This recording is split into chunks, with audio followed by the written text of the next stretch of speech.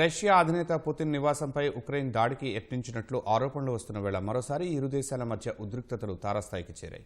ఈ నేపథ్యంలో అణు సామర్థ్యం కలిగిన హైపోసోనిక్ బాలిస్టిక్ క్షిపణి ఒరేష్నిక్ యాక్టివేట్ అయినట్లు మాస్కో ప్రకటించింది. మరోవైపు ఈ దాడిని పలువురు దేశాధినేతలు ఖండించగా తాజా పరిస్థితులపై ఐరోపా నాయకులు చర్చించనున్నట్లు తెలుస్తోంది.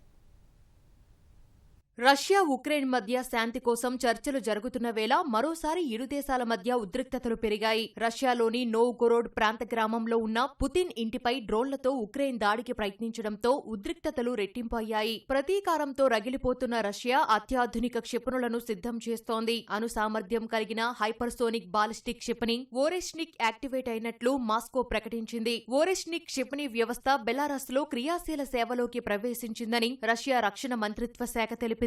ఈ బాలిస్టిక్ క్షిపణి వ్యవస్థలో భాగమైన యుద్ధ వాహనాలు పోరాట శిక్షణలో భాగంగా ఒక అడవి గుండా ప్రయాణిస్తున్నట్లు చూపే ఒక వీడియోను విడుదల చేసింది. 2024లో ఓరెష్నిక్ క్షిపణిని రష్యా తొలిసారి పరీక్షించింది. ఉక్రెయిన్లో ఓ కర్మాగారంపై ఈ క్షిపణితో దాడి చేసింది. ఈ హైపర్సోనిక్ బాలిస్టిక్ మిసైల్ ధ్వనివేగం కంటే 10 రెట్ల వేగంతో ప్రయాణించగలదు. అందువల్ల దీనిని అడ్డుకోవడం దాదాపు అసాధ్యం. 5000 కిలోమీటర్ల లోపు ఉన్న లక్ష్యాలను ఈ క్షిపణి అత్యంత ఖచ్చితత్వంతో ఛేదించగలదని రష్యా వర్గాలు పేర్కొన్నాయి. తమ భూభాగాలపై దాడులకు అనుమతించిన ఉక్రెయిన్ మిత్రదేశాలపై ప్రయోగించేందుకు తాము సిద్ధంగా ఉన్నామని పశ్చిమ దేశాలను రష్యా హెచ్చరించింది. ఈ క్షిపణి పోలెండ్లోని సైనిక స్థావరాన్ని చేరుకోవడానికి 11 నిమిషాలు, నాటో ప్రధాన కార్యాలయాన్ని చేరుకోవడానికి 17 నిమిషాలు పడుతుందని రష్యా మీడియా వెల్లడించింది.